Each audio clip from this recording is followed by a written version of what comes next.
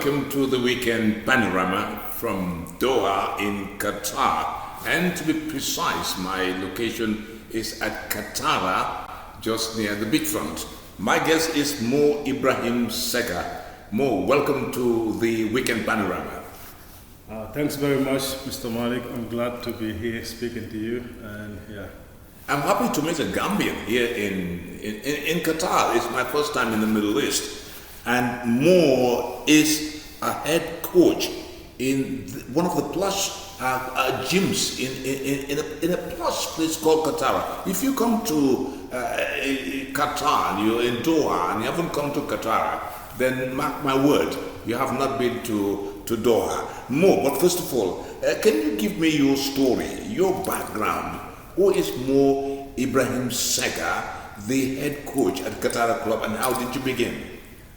I came here in 2013, obviously a Gambian. I would like to make that clear because I interact with a lot of Gambians on social media, and some of them are sometimes surprised that when I tell them I'm Gambian or something. So yes, I'm Gambian. I came here in 2013, did a lot of different jobs. It was really difficult from the beginning. But long story short, I was always into working out. So it's kind of like saved me really, because back home I was always working out. I was always into the gym and just being active. So when I came here, when it was really difficult, that was one of the things that I look forward to every day. Like going to the gym was the 1 hour out of my whole day that I was really happy and forget about all the stress that I was going through. So after a while, when I started working at a sports shop where we sold gym equipment, I started meeting other people there who work as coaches, and I started to talk to them and ask for advice, where could I do courses and stuff like that. And that's how I ended up starting to take up some fitness and training and nutrition courses. And then I started to work in one of the gyms. And fast forward, here we are today. You said one of those difficult periods, one of those hard days. How hard was it? Can you tell me what it means to be a hard time in Qatar? Because all I see here is the splendor, the beauty, and people actually contributing their quota to the development of this place. You talk about hard times in the beginning. What were those hard times? Yeah, like for me coming here, and I didn't really have any experience, nor did I have any special qualifications or skills. It was really hard for me to get a job, so I was just doing any kind of job really for a long time. Sometimes I wouldn't be working and I wouldn't be having any money. Everything was really tough to have a place to even sleep at comfortably, sometimes even food. So it was really difficult doing construction work sometimes in the heat and everything else like that. So it was difficult. And at some point, I in fact lost my job for 8 months. I was in working, and that was like really hard for me. I ended up in Kenya. I lost my visa here. I had to exit the country and try to get a new visa. It was really tough in the beginning. Now you're in the Qatar Club, one of the top places in Doha, and you're in a gym. I would say is on the high place to be in a way. How did you get this?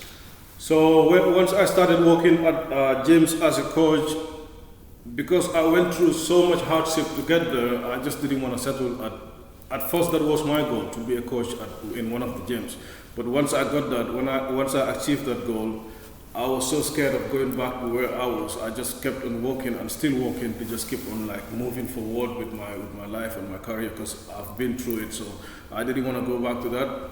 And once I get into the coaching industry, I just like kept on studying, taking courses, learning, improving myself, and I ended up to a point where I actually left the gym and started working for myself as a freelancer. I was training people around Doha in various hotels. I would go in hotels and train their guests, and also train people in their houses. A lot of people here have home gyms. And after a while, I just kind of like became one of the known faces as far as personal training in Doha. And one of the guys that I trained a very long time ago, he's a member in Qatar here now. When he knew that they were looking for a coach, he told them about me, recommended me, and then being that I'm also very active on social media, they were able to go on my social media and see what I was doing, and maybe they thought that I was good for the position, and then they contacted me to see if I wanted to work here. At first, at that point, I already thought to myself, I'll never work for a gym full time again because I was doing my own thing. I had my freedom, but being that it's Qatar, this is like the most expensive gym, most exclusive gym in Doha, so I really couldn't pass the opportunity to at least come and see what they had to offer. So I came, had a meeting with them, and they gave me an offer, and I couldn't resist. So I started working here. What is special about the Qatar gym?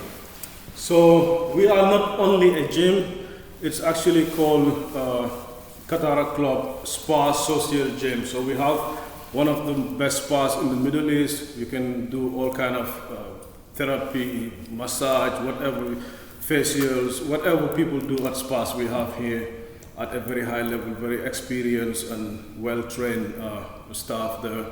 And we also have the gym aspect of here. We have the beach, we have indoor, outdoor pool. Everything is really exclusive. We have a healthy restaurant inside the club where people can order their food and have it prepared exactly how they want it and have it measured. So it's really more than just a gym. And we also have the social aspect, like we have a paddle court outside for our members. They can just come and play with their friends.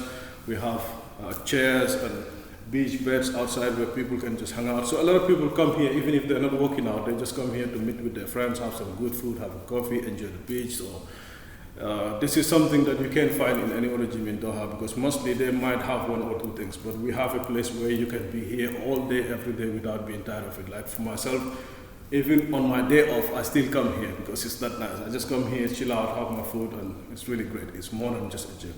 What is your role here? Who is more Ibrahim Seka at the Qatar gym and spa and all the other titles you give this wonderful So place? for me, I started working here as a personal trainer, which is really just training people on the gym floor, giving people exercise and nutrition advice, helping in every way I can to provide the best service we can. And then after being here for like 2 years now, a little over 2 years, I got promoted as the head coach. So my role now is much more than just the personal training aspect. I'm also involved with the management, with hiring, with the daily operations of the club.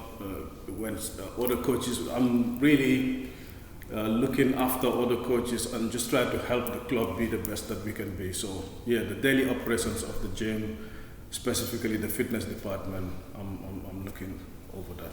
You got into competitions. Tell me about that. What kind of competition are we talking about here? So like I said, once I get into this business, I was just trying to progress as much as I can. So I became a coach. It's one thing to be a coach, but it's another level to be able to compete in the same field. Because now when I talk to people, they really know that I'm practicing what I preach, because I'm traveling internationally, getting into competitions. That's a whole other level. So that's really what I was trying to do, just to see how far I can take it. So I started competing locally in some powerlifting competitions, which is really weightlifting kind of. And now I also compete in bodybuilding or physique, if people would understand that better. So I compete in classic physique. That's just me taking my hobby of working out to the next level. I could stay at my job as a coach, but I want to do more. I want to build my personal brand. I want to be known in my industry. So that's what got me into competing. As we do this interview, let me welcome you. You're back. You missed the World Cup. What does it mean? What was the occasion? Why did you leave Qatar when everybody was coming to Qatar and you were shifting away from the center of gravity? Yes, that was a big decision for me to make, because obviously, like you said, it's the World Cup. I've been here almost 10 years now. I've been looking forward to the day that the World Cup finally comes here so we can experience it. Thank God I got to be here for the maybe first 2 weeks of it, so I went to a few games. But also, I just had to make that sacrifice to chase my goal, because the Mr. Olympia that I went to witness, that is my World Cup, being that I'm in the fitness industry. All the players that came here to play football, that's their World Cup, that's their career, that's their dream. It's nice to watch and be entertained, but I had to also make the decision, like, this is my opportunity to go out there and step on the biggest stage in the world. So I have to do that. Where did you go to and what were you doing there? I think Vegas? Yes, I love Las Vegas. I love the strip It was really amazing. Yes, I was in Las Vegas. You went Caesar's Palace, I'm sure. Yes, I've been almost everywhere. I was in Las Vegas for 12 days. I stayed in the Planet Hollywood Resort and Casino. Really amazing place. The event was the Mr. Olympia, which happens once a year. It's the biggest event as far as fitness and bodybuilding and all that. All the companies in the world, they go there, like fitness companies, supplement companies, clothing companies, everything that has to do with fitness was there. The same way that it was like in Doha during the World Cup, that you walk around and see a lot of people who are not from here, it was like that in Vegas during the Olympia event.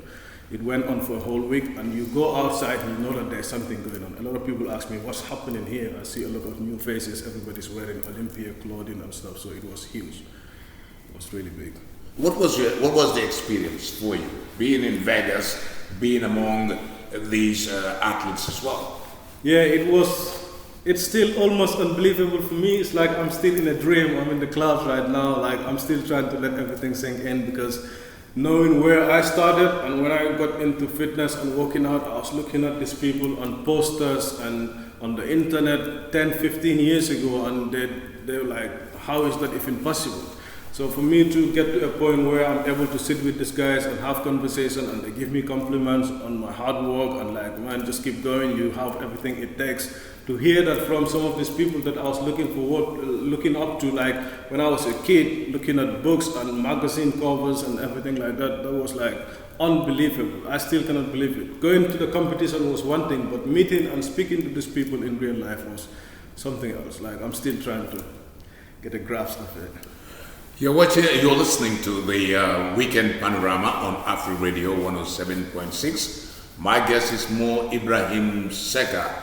He is the head coach and, of course, in management at the Qatar club here in Doha. Mo, let me bring you to Vegas still. Did you make impact there? I mean, meeting people meeting you. Did you make any impression? Yes, I would like to think that I really did, because like a lot of people were shocked to know that I'm just really starting out into this competition thing. They're like, man, just your second competition and you're at the Olympia amateurs. That's like really crazy. How did you even get here? Like people are shocked to know that I'm from Doha, because like not a lot of people know about Qatar until recently. So they're like, what? You're from Qatar, you're from Gambia. Like how did you get here to compete here? So people were really impressed with the fact that I was able to make it there, and obviously my performance also, a lot of people gave me a lot of compliments. And then when I went to the expo as well, I met all these legends that were telling me how good I was doing. So it's like unbelievable to hear that from them. So it just gave me all the motivation in the world to keep on working. Let me ask you one thing, back to Qatar, the club. What do you like about this place? And having been to the USA, you're in management now, I'm sure you must have seen how the world of athletes in your discipline are. What would you like to see implemented here that will add to the value that you already have here? Yes, one of the things I like to do is whenever I travel to any place in the world, I visit gyms. I try to visit the most high-end gyms in those countries just to try to learn and see what they're doing differently. So yes, I did visit some good gyms in Vegas, and I think one of the things is just to, like for us here, we are a spa, social and gym. I think we can maximize our social aspect more by maybe having more people come in and do seminars, and just to kind of affiliate our brand with other brands and be more out there as far as the social aspect of the fitness industry. I think we are a little bit more like for our members, but I think we can explore more and just open our doors to more people to come in and do seminars and do photo shoots and do a lot of different things here, because we have an amazing facility that we can, I think that we still have a lot of unused potential. When people look at your physique and built over the years by constant practice and a cautionary dietary program, it gives you this remarkable shape. Does this shape, this physique, entice? Does it give confidence to other people who want to live a healthy lifestyle built on practice and, going to the gym and stuff like that? Yes, it definitely does.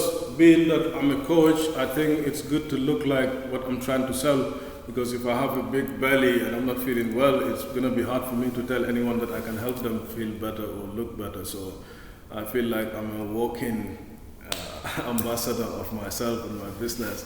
Even though I don't have to look a certain way, I can just still do my job, but I think that it's much better to just kind of practice what you preach so that people can respect what you tell them, and also they can really look up to, they can trust you more. Well, when you leave Qatar, going back, I would like to say that, well, as a matter of fact, you saw a lot of the development process take place. And Qatar has, like I said on QBS Radio, where I was working during the time of the World Cup. Yes, Messi must have won the World Cup and crowned the champion with Argentina. Mbappe won the Golden Boot. But I also tell them that for me, it was like Qatar is the winner at the end of the day, because Qatar also had its opponents that it was facing. There were so many negative vibes coming against Qatar to see that it failed. But the people in Qatar here, they have a vision, and that vision encapsulated in the will to win was there, and they had a successful World Cup. And what does it mean to you, a Gambian in Qatar for so many years, seeing the World Cup take place in Qatar, and Qatar successfully being crowned as a winner, winning the ability to host one of the best World Cup, because I have been to South Africa in 2010 to cover the World Cup as well. Yeah, firstly, I think I'm very proud of Qatar for, like what you said, a lot of people doubted the fact that they can do it, they can pull it off. A lot of people had a lot of negative things to say. So for me, I'm really inspired personally that anything is possible, even though Qatar is small. Look at what they accomplished. So it makes me believe that at an individual level, we also can accomplish big things regardless of what obstacles we face. But as far as Qatar, I'm really proud of Qatar, and I'm happy to say that I live here. And yeah, I think they did a great job, really great job, despite the fact that a lot of people had doubts and all those things that you just mentioned. I think they did a great job. And once the World Cup was finished, even though I was here, I was like, alhamdulillah, I'm really thankful that this took place and ended well. There's nothing crazy happened. People can leave without having anything negative to say, or at least nobody can justify all the negative things that they were saying. Everything went really well. So I was really happy to see that. I'm sure during the time you were in the United States and the games were going on, you were like when next am I going to be sitting to the television and looking at the time difference between the United States and Qatar? It would have been rather very awkward for you at times to just maybe wake up early in the morning to put on the television and say, how did you manage?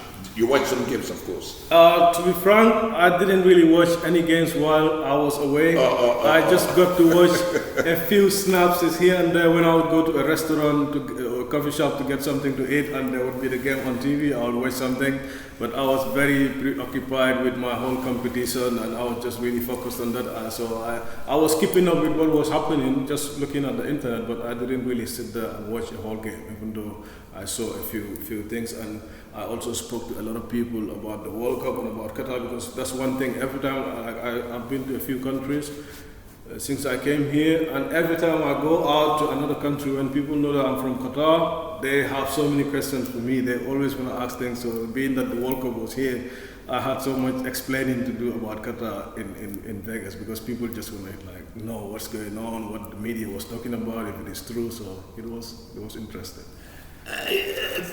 Vegas, I have visited Las Vegas, of course. They have the Strip, and of course Doha, we have the Pearl, and we have Qatar. what was your impression? Tell us your story about being in Vegas. I have mine anyway. Vegas is obviously very, very different from Qatar. It's two really different societies. I enjoyed it there. It's nice. The people are nice. I really don't have any negative things to say as far as my experience there. But yes, it's very different because it is very different. They gamble there, wouldn't gamble here. Yeah, the gambling, the dress code, the drinking, the smoking, everything is a little bit crazy there. But it was nice though. All right, you're back in Qatar and back to the place you work. Yes, sir. What are your plans? So it's like two different things. I have my job as a head coach of Qatar club. I want to bring as much value as possible for the club. I really love working here. I want to do the most I can so that when I leave here, at least somebody would say, that guy did a great job here. But also I have my personal goals as far as my own fitness goals, my competition stuff, my family goals and all those things. So altogether, I'm just trying to keep on growing, keep on doing what I was doing. I think that I still have a lot more work to do. I think that I still have a lot more growing to do in terms of my personal goals and my goals here in Qatar. So I just want to keep on working. I think now since being to this competition, I see that I can actually work harder because there are people that I might have been thinking that I'm working hard, but I feel like now I can even go harder. So I'm super excited for 2023. God willing, we live to witness that. So I'm super excited to get back to the grind. You're listening to the Weekend Panorama on AfriRadio. My guest is Mo Ibrahim Seka, and this interview is taking place at this famous and top of the class gym and spa with all the other amenities it's providing. Mo, you're from the Gambia, and I'm sure, like most expatriates who work outside their countries, their hearts are always sometimes with their country. What are your plans for Gambia as far as your work is concerned, and how to promote that also in the Gambia? Yeah, definitely. I'm always thinking about Gambia. I try to go as much as I can, and when I go there, I go to the gyms that I used to work out at and some of the new gyms there. I talk to the guys. I just share as much as I can possibly share, and I see a lot of potential. Obviously, a lot of the guys, they love to work out just like me. So I believe that given the opportunity, they will do great things. So I hope to be able to, maybe through sharing my story, inspire someone, and also eventually maybe we can start organizing some competitions there just to give people a feel of how it feels like to be part of these things, maybe open some gyms. Hopefully people they don't have to wait until they leave Gambia to start participating in these things. We can have Gambians traveling from Gambia to the US or anywhere in the world to compete and build themselves through that. So yeah, I'm really hoping to be able to do great things in Gambia. But one thing I would like to say also, every time I do an interview, this is a question that always comes up: what are my plans for Gambia? What could I be doing to be able to help people in Gambia? But also, I think I would also need help from the Gambians. Obviously, for me to be able to give back, I have to be successful at first. So the thing that I would hope for Gambians to give me some kind of support, go through my social media, follow, share my stuff, and just engage, and we'll be able to connect through that. So yeah. Okay, and your thoughts on Gambians who live in Qatar. I am just from a naming ceremony today. For the first time I saw a bunch of Gambians at this naming ceremony, and I have to address them, and one of the key things I told them was to be law-abiding and join this country in its technological revolution. I see Qatar being built for the future. In the next 5-10 years you come to Qatar, it will transform automatically to where the leadership wants it. Your thoughts on that? Yes, definitely. I think that we all have the opportunity to learn, especially if you're in Qatar compared to Gambia. It's two different things. Maybe it's harder to learn or to study certain things in Gambia, but once you're here, maybe you have more access to so many things that you can learn. So I think that it would be great if we can get more involved, like you said, and learn different things, and just because there are so many opportunities, there are so many things to learn. Pick something that you're interested in and study it and just keep going and be good at it, and I think that would be a great way of improving one's life. And more, if I was going to give you on this program the opportunity to congratulate the leadership of this country, what would you say on the success of the World Cup? I would just, like I said, personally, I'm very proud of Qatar for what they've done. I'm very inspired, and being here for all these years, I'm thankful that I'm able to live in a place where everything is safe, and I'm able to have the opportunity to chase my goals and to grow here. I feel like everything that I've accomplished so far, I did in Qatar. It's not even I feel like, that's the fact, because I came here with nothing, and here we are today. I'm doing good for myself, thank God. So Qatar is always going to be a part of me, and I'm very proud of Qatar, and I'm thankful for the opportunity. If we look back at Vegas, what will be the memories? The memories for you, yes. The memories would be me standing on that stage, presenting my physique with hundreds or maybe thousands of people watching me under those bright lights, and then leaving that stage and meeting people who are considered legends in my sport, and being able to have conversations with them and just get their feedback on what they think of my performance and all of that. So yeah, those are the memories that are still going on in my head. I can't even still believe. Did you have a glimpse, or did you have any idea of what people thought about you? Did they come to you personally? Did you see this on social media? Was it on the mainstream media as well? Yes, I actually did, because once I get off that stage, I was able to speak to some people who were watching and get their feedback. And also the next day when I went to the expo, I met all these guys and we took pictures, we did some exercises together, and everybody was just giving me feedback on, all the possibilities for me. And yes, so I really did get a lot of feedback, and also some of the stuff that I post on my social media, like my posting routine on that stage. For the first time, I posted a video on YouTube, and it got 5,000 views in maybe 2 or 3 days, and a lot of comments, lot of feedback, lot of messages from people that I never even met. Some of the companies that were there to present their equipments and their supplements and all that stuff did interviews with me and asked where I was from, and they were very interested in what I had to say, so it was really great. If you're going to leverage on that, I'm sure you do have a dream, leveraging on the success of being at Las Vegas, your work here in Doha, what is the dream?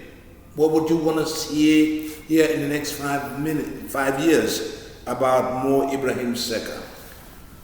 Yes, I don't have... The African champion. I don't have a specific thing in my head that I want to be, or a specific thing I want to accomplish. I only hope that by the time it's all said and done, I maximize my potential, whatever that is. I don't want to live and knowing that I didn't do the most I could do, or I didn't be the most I could be, or I didn't touch the most people I could touch. If it is whatever that level is, I just want to make sure that I maximize it to the max. Nothing is left. What do you want people to remember you? Your legacy. What should people remember Mo Ibrahim for? It would be nice if I can get to a point where people can look at me as someone who came from nothing and create something that had a positive impact on other people around me and maybe around the world. Well, as we speak right now, it's Christmas time in the Gambia. Yes, sir. Let me allow you to say, send Christmas messages and dedications to people out there listening to us. Yeah, Merry Christmas to everyone and Happy New Year in advance. I'm wishing everybody a great luck moving forward into this new year, and just a lot of success, health, and happiness with all the families in Gambia. I love everybody, and I'm super proud of Gambians. A lot of Gambians contact me on social media. Even when I was in the US, I had Gambians who were offering to buy me tickets to go to see other parts of the US but I couldn't do that because the time was very limited. But I had a lot of Gambians reach out. They wanted to come and see me in Vegas, so it was really great to have all that support from back home. And you, people like yourself, also sharing your platform, making it possible for me to get in contact with more Gambians and just to tell my story. I'm really grateful for that. Yeah, Mo Ibrahim, it's been a pleasure to have you once again on the Weekend Panorama. I take this opportunity not only to wish you a Merry Christmas and a Happy New Year, but also to see the fulfillment of your dreams and your aspirations. It's been a pleasure to have you on the program, and thank you very much. Thanks very much.